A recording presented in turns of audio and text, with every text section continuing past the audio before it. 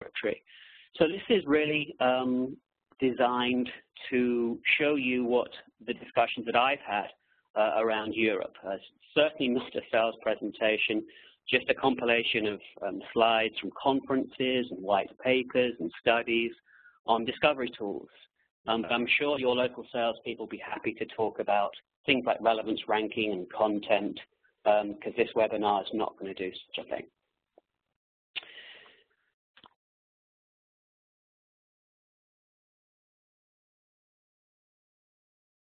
And please let Beth know. We'll change anything that we have to get things going. Okay, so I'm going to start the presentation now. This is how all of this series started. My colleague in the US and Canada, Neil Block, wrote a blog post called Rethinking the ILF, the Integrated Library System. And it got so much feedback that he decided to have a similar webinar to this. And it had over 700 registered attendees. And that really does indicate to us that rethinking the ILS is something that you're doing right now. Are you trying to upgrade your legacy ILS? Are you listening to different vendors about next generation ILS? So Neil has done a really good job of sharing the information that he's received on his version of the webinar, and that is available to watch. It is different to what I'll be presenting today, and it is complementary. So I do recommend that you have a look at Neil Block's perspective of rethinking the ILS. So when you talk about rethinking, we really have to talk about what we thought before. What did we think of the ILS, the catalog previously? What does the legacy ILS mean to a library? And you can see in this example that the typical academic institution will have anywhere between 10 and 15,000 full-time enrollment. Some are smaller, some are larger.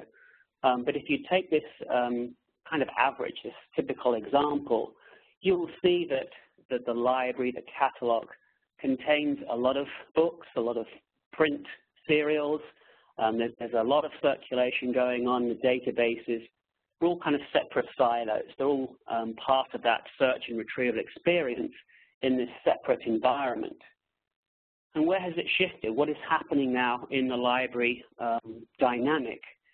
The volumes, the number of books is actually staying pretty static. The circulation is declining. The number of monographs is staying pretty static, just kind of delivered in a different way. It's more automated. And what we are seeing, you know this, you've shared this with me already, is that your ebook spend, your number of titles that are now electronic, is obviously going up. The same is true of journals. And now you're really considering or have considered or have been using a discovery tool. So the shift has been from search and retrieval from the catalog to the electronic environment, to the discovery platform.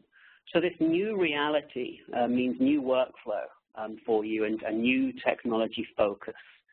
So is your focus on the old parameters of the catalog, or is it now on the new parameters of the discovery layer? So the automation strategy could be your electronic resource management, your electronic collection management. It really has to shift with the times, so that the ILS process, the circulation, the print material, has begun to represent a smaller part of the library collection and workflow. So these are the things that we've been picking up in our thousands of meetings that we've had collectively and the hundreds of meetings that I've had over the last few years. Now let's put it in a different context. Let's kind of start from what we all understand as the web search environment. You have all of these different aspects of searching when you're searching from home or from a non-library environment. You have your discovery tool, you have different browsers, you have different email providers, you have different social media tools, and you have different ways of sharing that information. But what's critical here is the ability to have best in breed. You get to choose which email provider, you get to choose which browser you use, you get to choose which discovery tool you use, even though it's pretty clear now that Google has become the choice of users for the web search environment. But you still have everything available to you and still have Google as your main discovery environment. So imagine a world if you had, for example, Firefox and you couldn't use Google. If you had a Dell PC and couldn't use Google. If you were forced into having certain discovery tools. So if we then take that to the library environment, we know that you, as librarians and information professionals, do have an interest, do have a key need to have a preferred discovery service, regardless of which resource management platform you use, regardless of what content you use, regardless of which interlibrary loan tool you use. And what we've been doing is trying to make that work, trying to enable you to have a very similar experience in the library and have your users have choices of link resolver, have choices of interlibrary load and content, and particularly ILS. If you look at this example where EDS, the EBSCO discovery service, is the chosen discovery tool, what does that mean for you? What does that mean for your users? Can you choose particular content, subject indexes, publishers, aggregators, and can you choose ILS?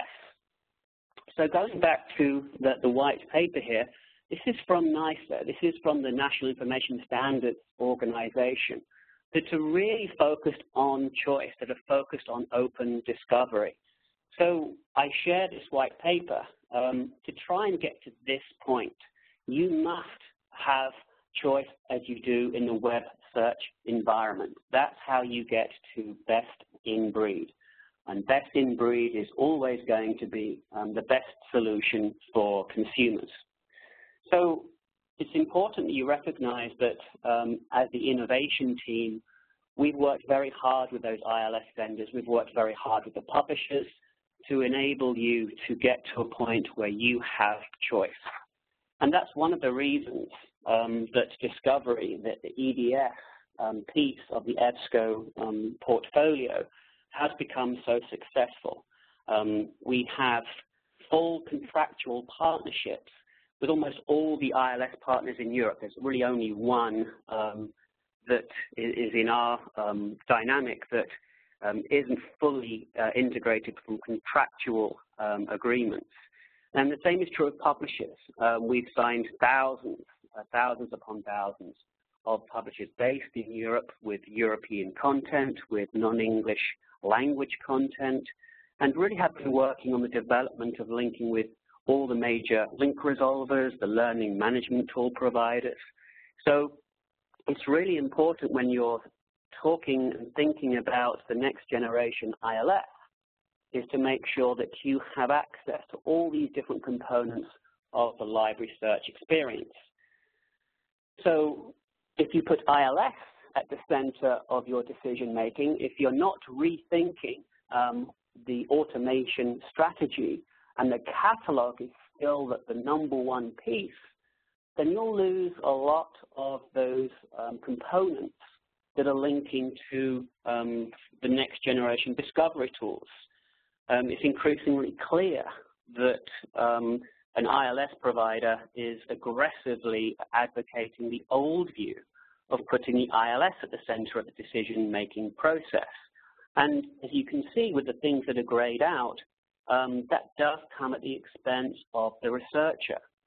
And many librarians have presented and written papers and written tweets that having an ILS is important, having a new next-gen LMS is important, but they don't want to compromise the user experience.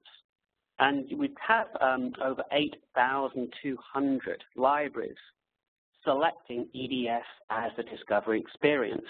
And that's more than all the first-generation discovery tools combined. Because if the libraries have a poor experience, then they're not going to come back.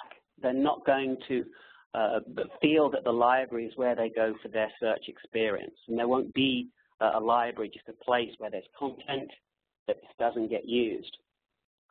So going back to the white paper, what Marshall Breeden, the consultant that works with NISO, is saying is that libraries need to have independent strategies, one for the LMS, stroke ILS, one for the learning management tools, one for interlibrary loan, and really one for discovery. And the second part of this is expect these systems to have mutual interoperability. And that's really where people like I and my colleagues in innovation come into play. Because many institutions have become to think that if you choose an ILS, you must have the bundled discovery tool with them. And that's just not the case. It's our responsibility at EBSCO to allow you to select the discovery layer of choice, the best in breed, and make sure that we have upgraded all of our APIs and technology tools to allow you to use any type of discovery layer, whether it's the EDS one, whether it's the ILS one, or even any of those black lights or viewfinds to get to the search experience. So we take these NISO guidelines extremely seriously. So one of the conferences I wanted to bring your attention to, if you hadn't already done so, is the ER&L conference. It's a US-based one. And what they did more recently, just last month, is have a panel. It was over an hour long, and it was inviting 7 panelists using different tools to talk about interoperability, to talk about the next generation ILS. And I have here the username and password and the URL, which I'm sure that Beth and your local reps will be able to provide to you if you request it. And what you'll see is the 7 panelists had different discovery layers, had different ILS, and they're really talking about a lot of what we're talking about today. So I do encourage and wanted to share that with you, that you get to see that. So I don't have time to go through it today, unfortunately. So rethinking the ILS, how do we recalibrate the automation platform to align with your strategic goals? So what we really like about librarians is they do articulate exactly what they need to have. And I've been to so many libraries now and talked about the library mission. It's one of my first questions that I ask is, what is important to you? What are your goals for your users, for your faculty, to redevelop the experience?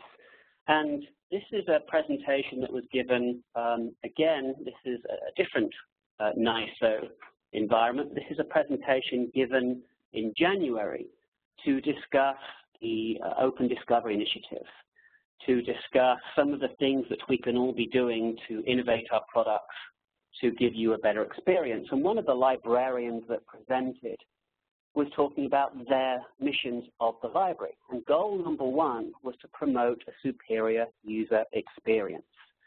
And if you think about your library, think about your mission, your statement of goals, I'm sure that it does focus on serving your users in some way, providing them with content, providing them with search and retrieval tools, providing circulation tools.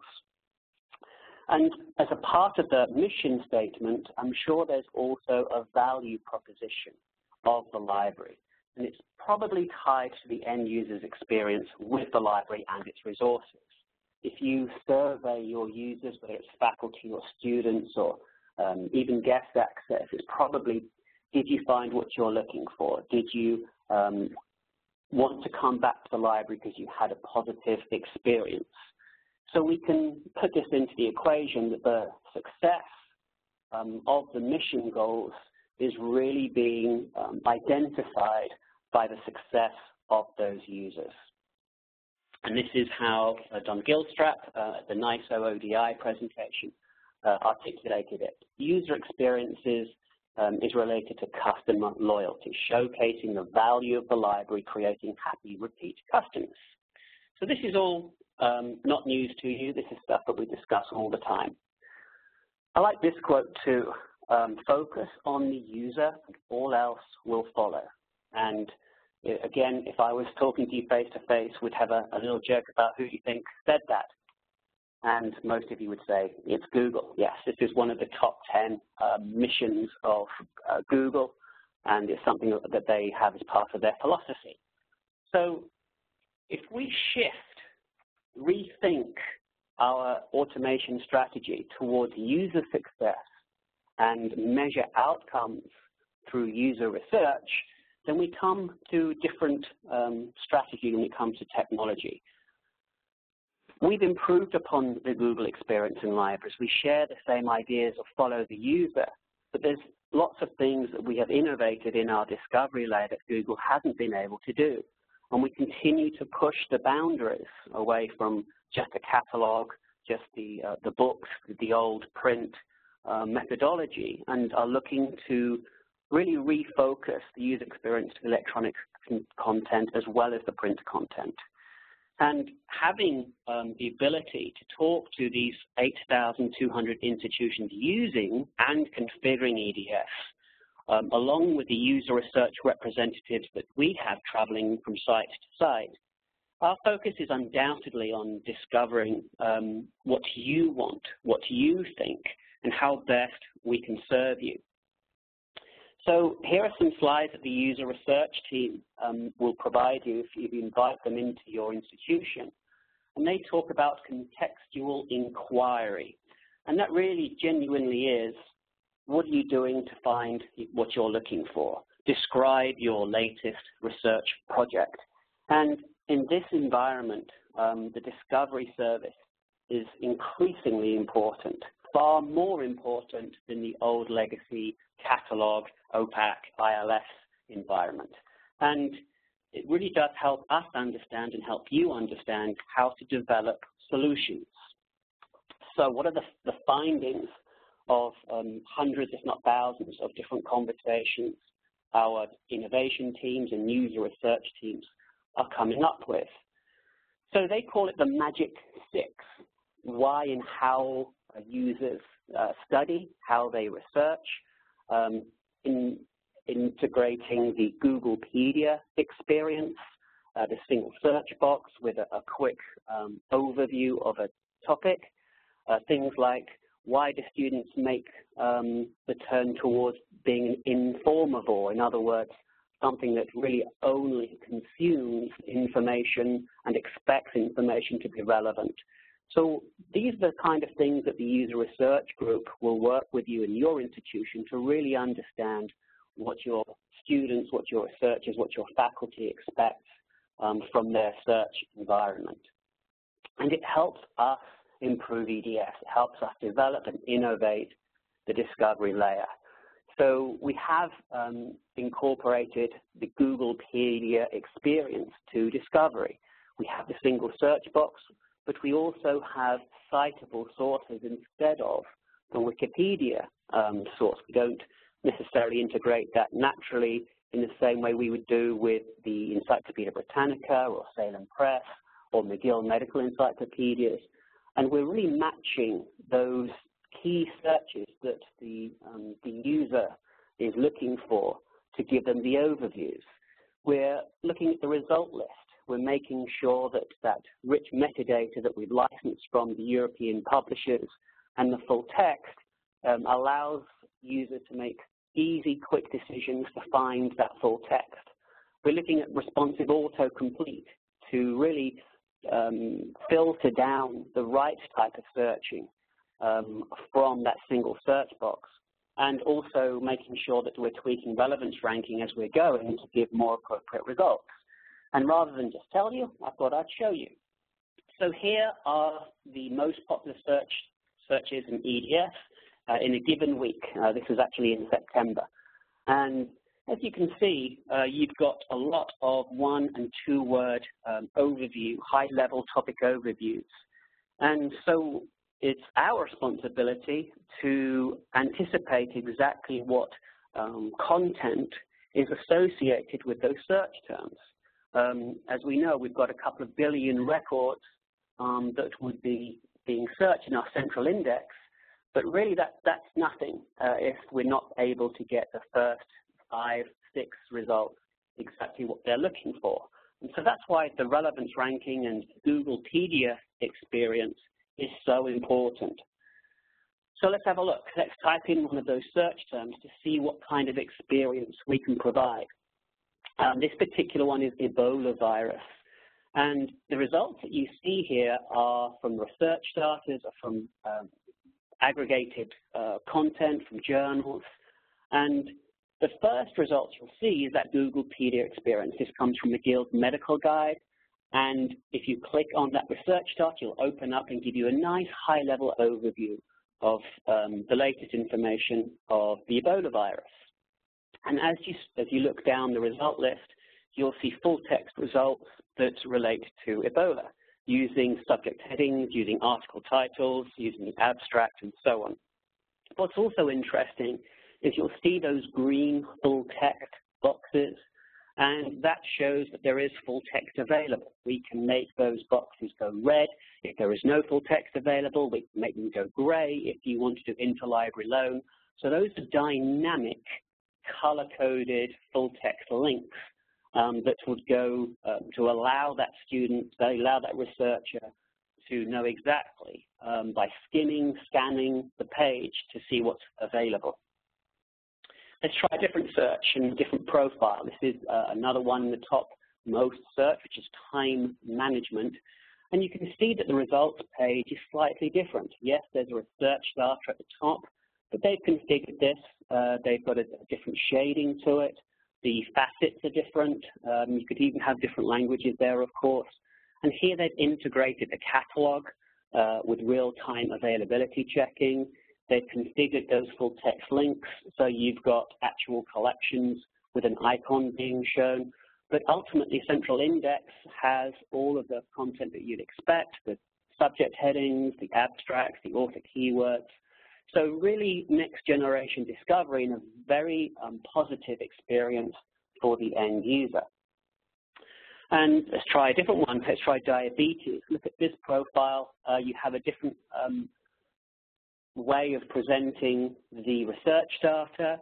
You have the ebook that is integrated that says most relevant page from this ebook, which is derived from the number of instances, the density of terms in that ebook to pull them to the right page. And on the right-hand side, as this is a health site in Sweden, they wanted to integrate Swedish mesh. So again, you've got best-in-breed results, you've got best-in-breed integration, you've got best-in-breed configurability. You've got all the different things that Google cannot do and none of the first discovery tools can do. And what I'd really take from this, if I go back to this one, is look at the integrated catalog there. Which catalog is that from? Which ILS provider is providing that result? It just doesn't matter. The end user really just wants to make sure that they can find the result. They don't care which commercial vendor, whether it's an open source vendor, but they just want to have the positive experience of an integrated catalog. So all of these things are configurable by language, by content. You can highlight content, and you can integrate controlled vocabulary, thesauri, and so on, very simply.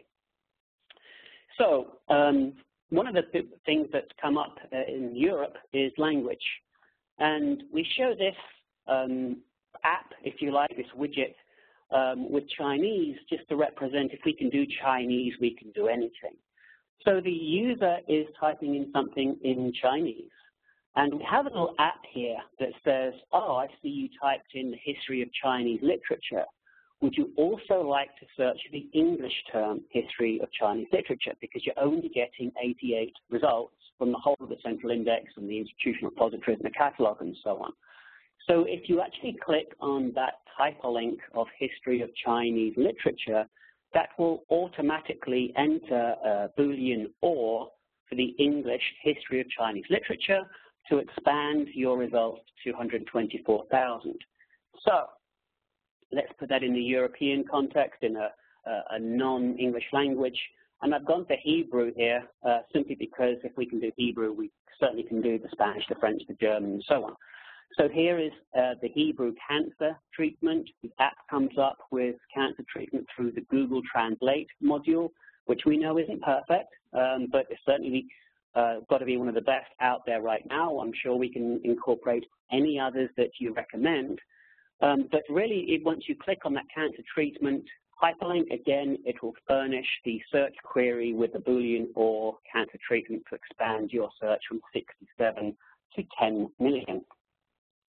Okay, so what about the Spanish and French language for search queries? How does that work with EDS? Well, we've gone a little bit more sophisticated. We've gone next gen with our translation here for Spanish, French, and German. So what we've done is to incorporate Spanish language thesauri, French language thesauri, and German thesauri to allow you to type something in and have the experience of the controlled vocabulary to show you see alsos and used for in those languages, but also to give you the English term as well, to expand your search or to just broaden it or narrow it using controlled vocabulary. So the Spanish thesaurus is coming from UNAM, the University of Mexico, which is obviously one of the largest thesaurus that we have for Spanish language. The French app, the thesaurus that we use is from the Bibliothèque Nationale de France. So obviously that's one of the most revered French language thesaurus. So those two are fully integrated, and I just had to put this on a different slide. This is the German version. This is from the GND. So you type something in German, and then you'll find the used for the topics and all those different aspects for the GND. So I thought that would be interesting for a lot of you today. And if your language is not covered, that's something that we can discuss to add whichever thesaurus you think is most appropriate in your language. So what about the international language authority files, things like ISNI? So in this widget, it's a very similar experience. You type in Gorbachev, and then the ISNI authority file will match that with the 8.6 million identities that it has to try and find different language, different ways of spelling and using the same name in different languages. And these are taken from the ISNI authority file.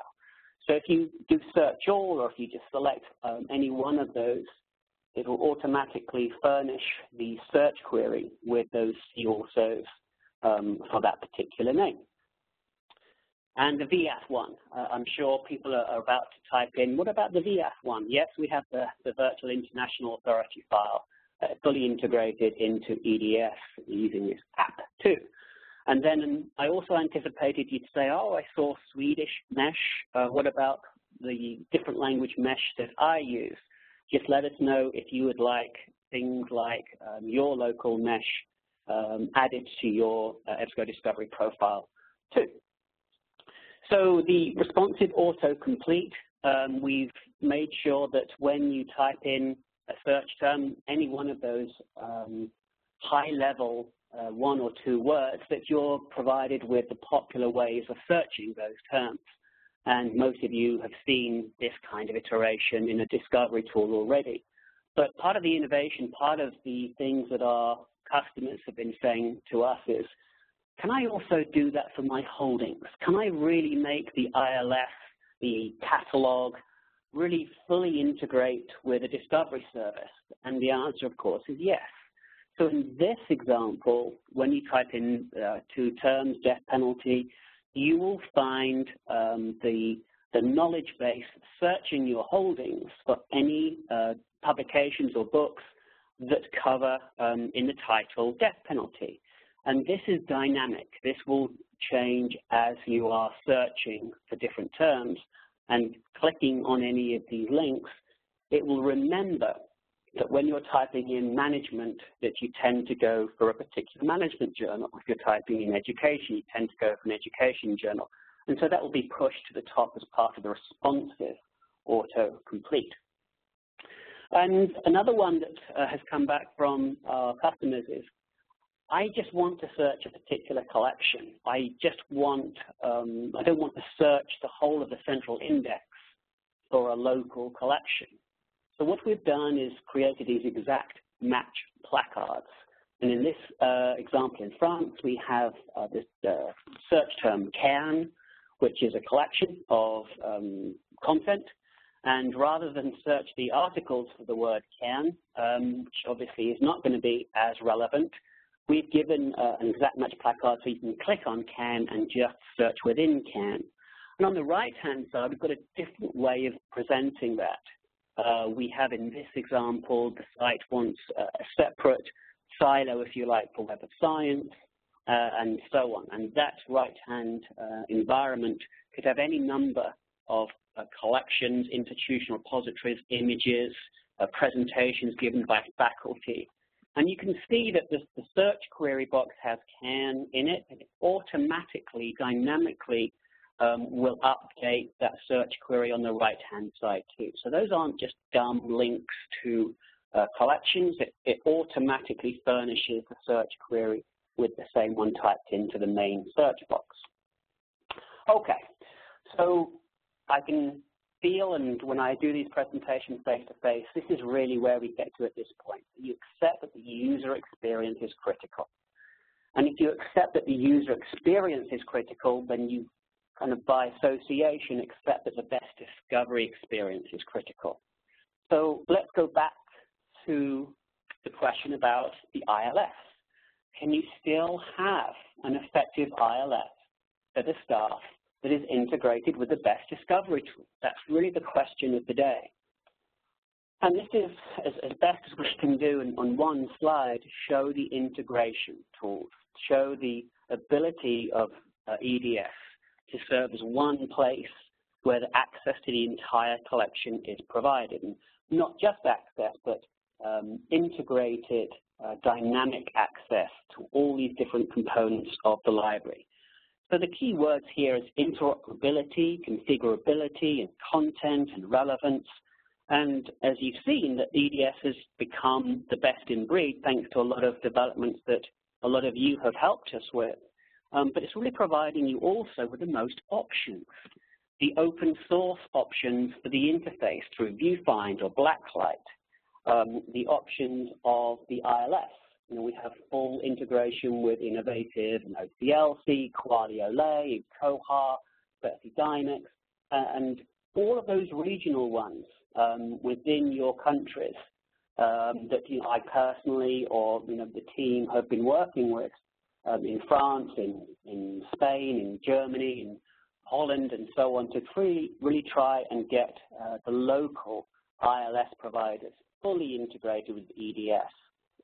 But also the linking technologies. We can have full interoperability with SFX and the 360 link and really any others, even the locally grown versions of link resolvers we have integrated with ILS across those 8,200 institutions.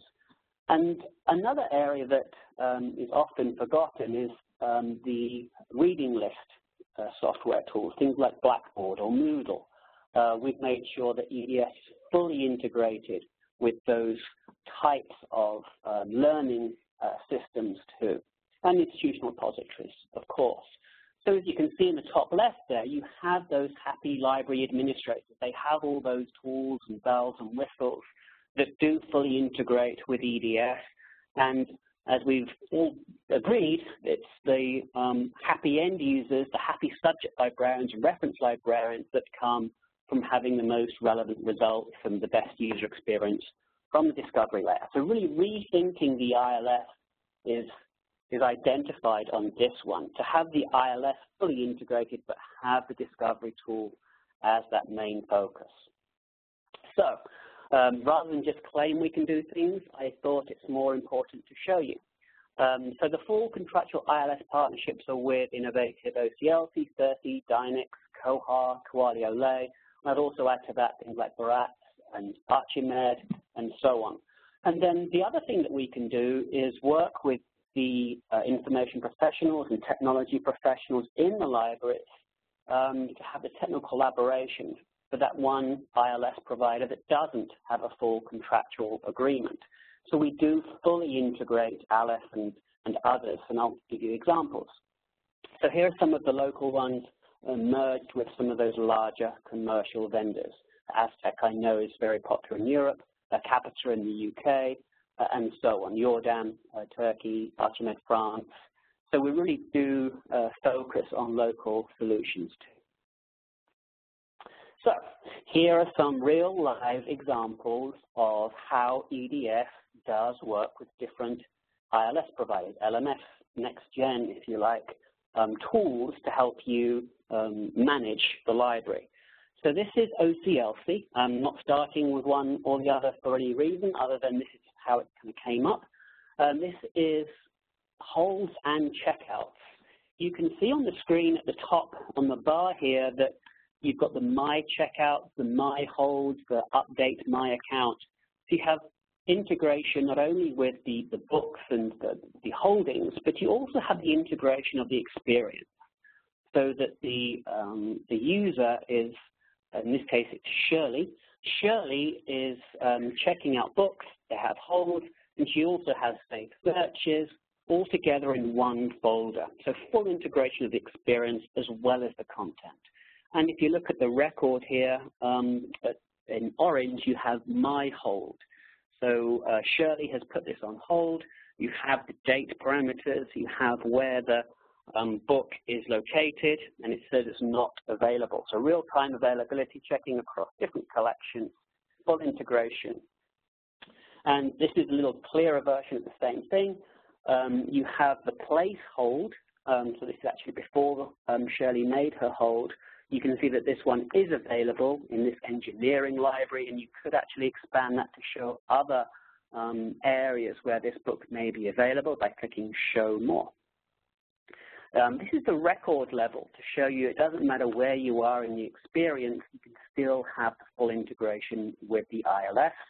So you hit, this is the bibliographic record of climate change, and you can place a hold either on the left-hand side or at the bottom there. And once you do click on Place Hold, here are your options for integration with any of those bells and whistles coming with the ILS provider, different locations, and all the information associated with the hold date, and so on. So what about Koha? Moving on to a different ILS provider, open source. Certainly there's the fastest growing ILS provider out there, created and really maintained by information professionals, real experts on this sort of stuff. So in this example, we have Spanish language where they have integrated Koha, where there's place hold, adding to cart, that library catalog. In this case, we have an EDS layer of a site in Italy. So the catalog is integrated behind the EDS discovery layer, real-time availability checking for Koha. And here's Aleph from Ex Libris. So you can view the library holdings of the Aleph ILS and all behind the EDS platform. And if I blow that up, once you click on that, you can see the cart there. So again, full interactivity with the ILS. So yes, an ILS is important, the catalog is important, but the experience to find that information, the experience to make sure that that user comes back time after time because they're getting relevant results has become really the next paradigm of search experience in libraries. So this is Encore Duet, innovative. And this is an interesting profile because they have this thing called OneSearch, which is a full combined integration of the ILS.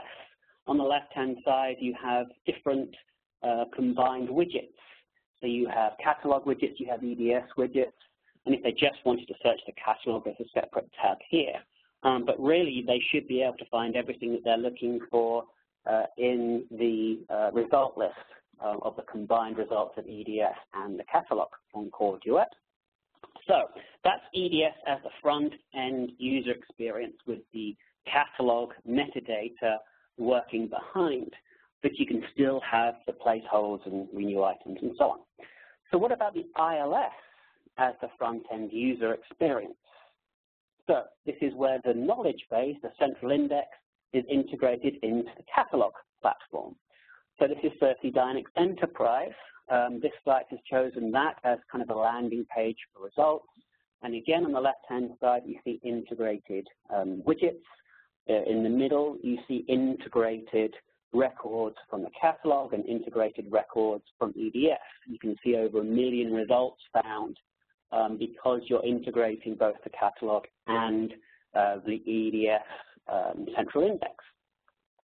And this is a different profile using the 30 Dynex Enterprise ILS platform. This is the library results, the catalog on the left, and then you have the discovery limiters on the right. And in the middle, you have the research data, you have the articles, you have the books. So again, it's really a next-gen ILS with next-gen discovery layer, fully integrated.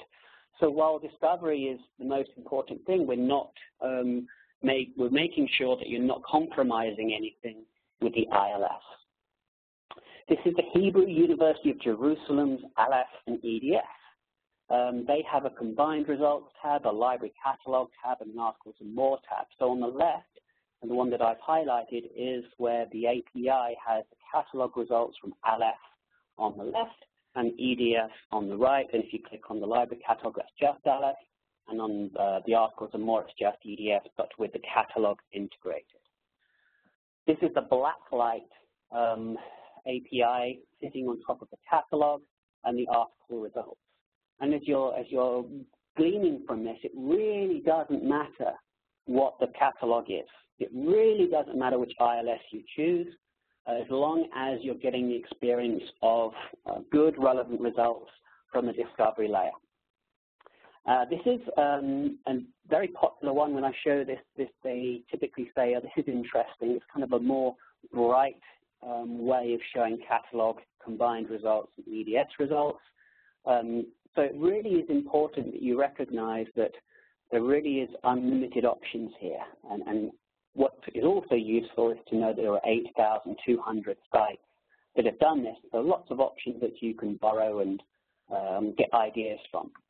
Okay, so we've integrated the ILF, and I just wanted to reinforce that we've fully integrated all the link results. We're not bullying you into taking one over another. We have hundreds of sites using SFX, hundreds of sites using 60-link, and we have thousands of sites using the EBSCO integrated full text finder, which is part of the knowledge base of EDS. And also want to make sure that I repeated that we do have full integration with the learning tools, those Moodle and Blackboard and so on. All of those courseware systems fully integrated into EDS. So, coming towards the end here, I wanted to make sure that you understood the support that you get for the configurability and interoperability for the ILS and for those other tools that you've seen. We have discovery service engineers, and they do visits. They're not just people that you have to create a service issue and hope that they fix something. People like Rui Francisco, Klaus Wolf, Zafir, Daribor, all the different people based in Europe will help you figure out how to best make use of that user experience. And I do understand there are people from South Africa. There are also CSE in South Africa to help you figure out how you can really enhance your experience and integrate with your different tools. So they'll consult with you, they'll have workshops with you. They always attend our user groups that we have across Europe to make sure that you have the latest information. And not only kind of show you some of the tools, but actually do the configuration with you. They're all either information specialists, technical specialists from consortia in Europe that have done these things using Aleph or could be ViewFind. They all have their own expertise. but they'll take you through EBSCO admin and show you the different profiles that you can create and so on. So that's a really important part of rethinking the ILS, is to know that a lot of this is now just technical coding. The APIs are some things that they can play with, and they will liaise with the brightest sparks across the world in libraries to create these tools for you. And these are some of the things that we would share on our EDS wiki site to enable you to do some of these things yourself, or so that you can select something and say, could I have the Add to Reading List app, or could you create that shared Catalogue API for us.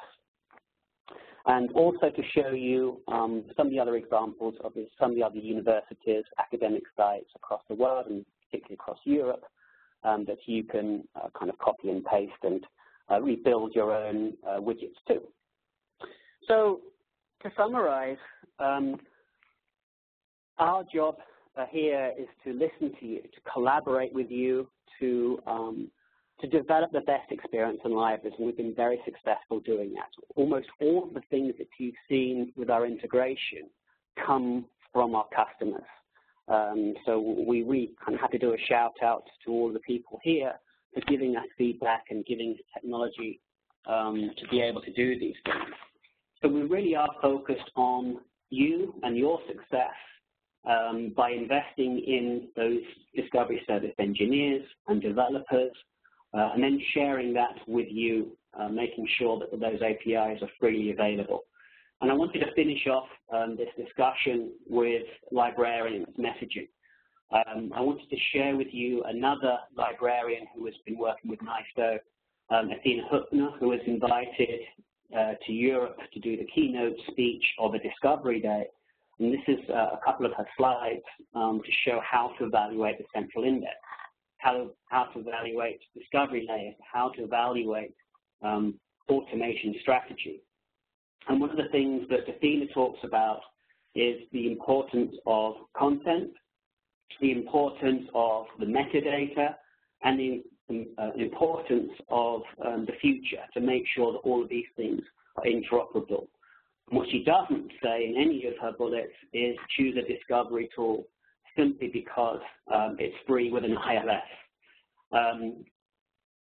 She will talk about making sure that not only does it align with your content, but you can turn sources on and off to focus different discovery indexes for your users. And that really made people think about having subject profiles. So you'd have a discovery index for education, discovery index for engineering, a discovery index for business, to eliminate any noise that comes from those 2 billion different records. And really, the third one is very important too, the discovery layer that can surface the content your users want to find. So that's obviously interaction with your catalog, it's the interaction with the Googlepedia experience, to have those controlled vocabularies, to promote the behavior that different users are having in libraries. Again, nothing here that talks about discovery tools being free with an ILS. Here's another slide from a different librarian. This was presented at the Charleston conference, talking about very similar things: metadata, relevancy, integration with different catalogs, not just being forced to use one over another, and that the coverage is complete, that you're not being compromised by not having different subject indexes or databases, and making sure that things are relevant. So I thought, again, this is important when we're rethinking the ILS and rethinking our automation strategy, to have these different conversations. Again, nothing about a discovery tool because it's free with an ILS. So the records are a subset, the catalog records are a subset of the library's collection. Discovery is our entire collection. So it's great to streamline the workflows of the next-gen ILS, and that is always going to be important. That will never change. But it's about the users. It's about the ability to create the best experiences so that they'll come back and use the library in a very positive way. So thank you very much. That's really what I wanted to share with you, the librarians' perspectives and informational professionals and what they've been telling us and what they've been presenting over the last few months. And now it's really over to you for comments and questions and ideas of rethinking the ILS. So if Beth has any questions from the people, I'd like to take any questions from you, the audience. Thank you very much.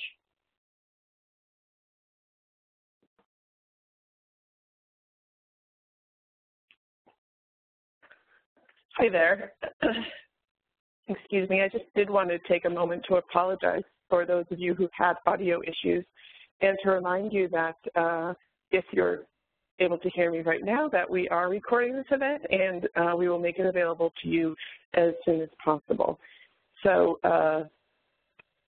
without further ado, I'm going to take a look here. And we have had a couple of questions come in. The first question was with regard to relevancy ranking, Clive, and how responsive is EDS relevance ranking to individual user groups? Is it a global solution, or is there some institutional in-house learning algorithm? Okay, good question. So relevance ranking can be configured at the institutional level. Many of the institutions decide to push the local holdings, the catalog, higher in that results list than, for example, the databases and so on. So those things are configurable. As a general rule, those articles that do come from publishers and databases are from the default relevance algorithm. That cannot be altered right now. But there are certainly things that you can do to shift the attention of the algorithm to the local information that you have at your site. Great, thank you. In staying on this sort of customization individual theme, we have a related question, which is, can the view of EDS be customized to individual logged-in user groups, or does it have to be individual landing pages? So I've seen lots of different ways of customizing those landing pages and results lists. You might have an academic institution that wants different landing pages, results lists by subject or by user, and that's what we call profiles. So I'm trying to get you back to the screenshots, and I'll give you some examples. So, for example, here, this result list page has been configured on the right-hand side using certain collections. So all of that area is configurable at a profile level. And looking at this one, this is a medical profile. So I've seen the same institution have medical controlled vocabulary on the right, and in their business profile, they'll have a business thesaurus. In their legal profile, they'll have the legal collections, things like Westlaw and so on, as highlighting content with dynamic silo searching, so that in those cases, you can do a search query and click on the Westlaw thing, and it will take that search query and go directly into Westlaw with that same search query. You don't really need to type it back in again. So there are lots of different ways of creating different profiles by subject and by user as well. Many institutions want an advanced search for some of those more advanced researchers. So their landing page will look very different to the single search box. It will include the facets, the limiters, those headings, the major headings, the minor headings. If it's medical, it's MENASH. If it's business, it's Econ Lit, and engineering, it's InSpec and CAB Abstracts. So all of these different results lists can be configured to the user. And we do have interoperability, integration of single sign-on through SAML protocols and Open Athens and Shibboleth. so that the end user will log on and get the profile that is more akin to what they're looking for. So what Athena Huttner was talking about with turning sources on and off for different types of users to focus the index. So full configurability. Great, thank you. And we have one final question here that I am able to see at this point in time, but does EDS connect to EndNote? Yes. Wonder if I've got. Yes, if you click on a record, I thought I had an example here. But the answer is yes. All of those EndNote ProSite bibliographic managers are integrated in the same way that they are with EBSCO host. So yes, and things like Mendeley, that's also export to those sorts of things. So here, I found it. You can see print, email, save, and export. Once you click on export in EBSCO host for your databases and EDS for your discovery, you will then be provided with all the different providers of bibliographic managers and so on. Fantastic, thank you. If we do not have any additional questions at this time, then we will wrap up, and thank you to Clyde for giving us your perspective, and thank you to all of you who heard the presentation with no issues or persevered through intermittent cutouts. As a reminder, we are recording this event and we'll be sending it out to all of the attendees after probably later this week, okay?